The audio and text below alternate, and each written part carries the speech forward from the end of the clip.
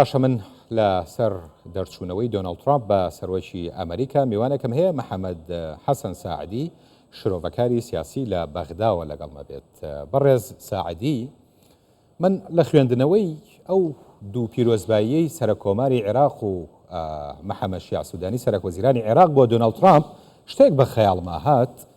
دۆناڵد ترامپ لە عێراق با بڵێین ئەمری گرتنی هەیە لەلایەن ئەنجومەنی دادوەری عێراقەوە. پێشبینیەکەن ئەم پەیوەندیانەی عێراق لەگەڵ دۆناڵد ترامپ لە عێراقێکا کە ئەمری گرتنی هەیە چۆن بێت؟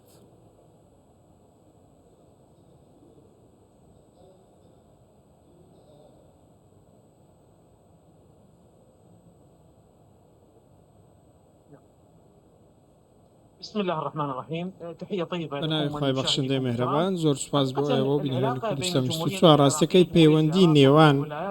ویلایەتە یەکگرتووەکانی ئەمریکا و عێراق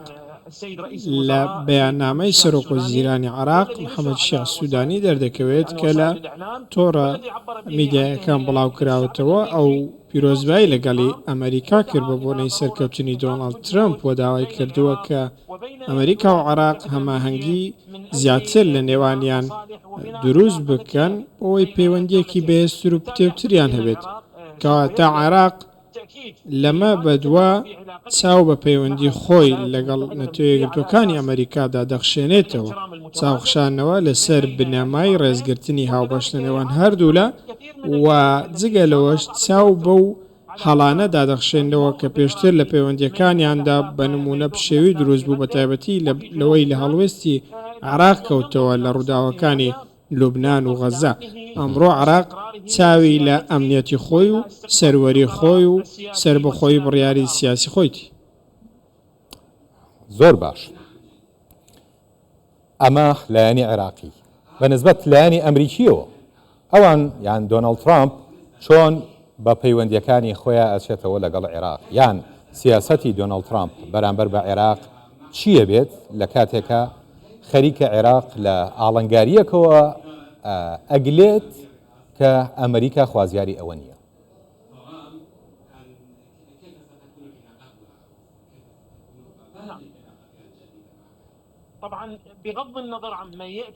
بە چاوپۆشیکردن لەوەی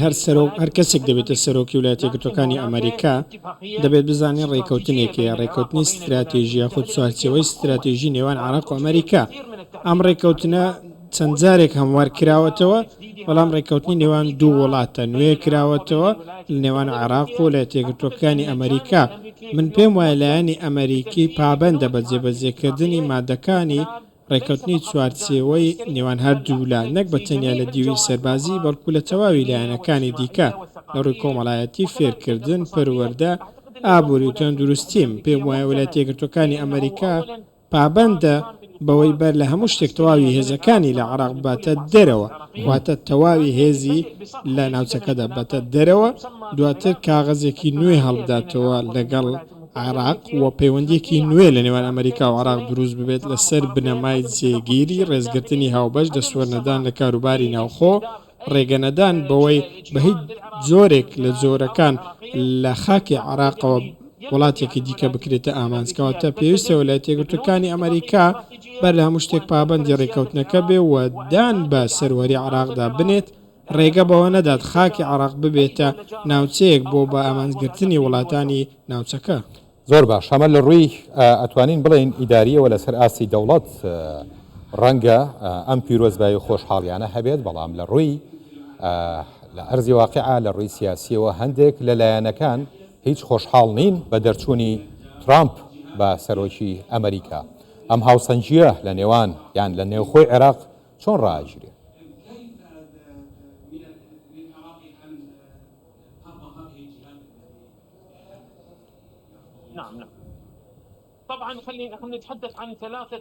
با ئێمە باسی سێ جۆر بکەین یاخود سێچی بکەین. گەلی عێراقیمان هەیە. گەلی عێراقی بەڕاستی زۆر بەلایەوە گرنگ نییە دەبێتە سەرۆکوی ئەمریکا، کێ پۆستی سەرۆکاتی ئەمریکا دەبێتەوە. بۆیە وەکو گەل خەڵکی عێراق لەوە ناڕوانن کە کێ سەرۆکە، بەڵکو ڕوو لەوە دەڕوان کە سیاسەتی ئەمریکا چیە. پارتە سیاسیەکانمان هەیە ئەو پارتە سیاسیانە لە نێو خۆیاندا دابەش بوون خەڵکانێک وەکوی وامەجتەم پێکرد ڕەتی دەکەنەوە خەڵکانێکیش پێشوازی لێ دەکەن بەڵام باشترین شت ئەوەیە ئەو پارتە سیاسیانە لەگەڵ پێدراوەکانی ئێستا مامەڵە بکەن ئەوە لە بەرچاو بگرن کە لە عراقدا چی بەرژەوەندیە و ئەوان دەبێت لە پێنێو عراقدا چی بکەن چۆن ئەمنیەتی عراق بپارێزن و بە شێوازێک بگەن بە بەرژەوەندی باڵا ئەو بڕیارە سیاسیە دەبێت لە دەسەڵاتی یاسەدانەوە دەسەڵاتی حکومیدا ساعتی بەجێکردن بەردەستە ببێت دیوی فەرمیش لە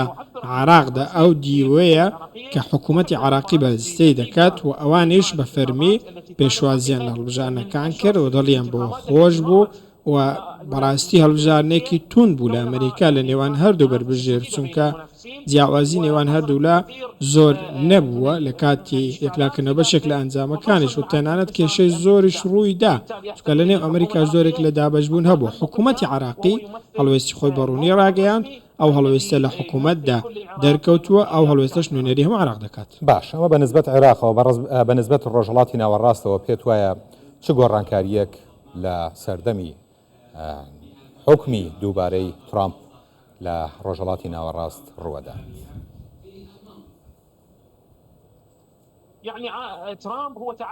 دۆنالد ترامپ کە بەر لەوەی ببێتە سەرۆک بەڵێنیدا کە کۆتایی بە شەڕی ئۆکرانیا بهێنێت و بەڵێندا کە شەڕەکانی ڕۆژهەڵاتی نێوەڕاستیش کۆتایی پێبێنێت لە بەرامبەر هەموو خەڵکدا دۆنالد ترامپ بەڵێنی داوە لە بەرامبەر ڕۆژهەڵاتی ناوەڕاست لە بەرامبەر دەنگەکانی خۆی لە بەرامبەر هەموو جیهان ترامپ گوتیەتی من سیاسەتی وڵاتی یەکگرتووەکانی ئەمریکا دەگۆڕم ئەو سیاسەتەی کە جۆ بایدن سەپاندوێتی بەڕاستی بەسەر ڕۆژهەڵاتی ناوەڕاست لە کۆمەڵێک شەڕی بێهودە و بێ ئامانج و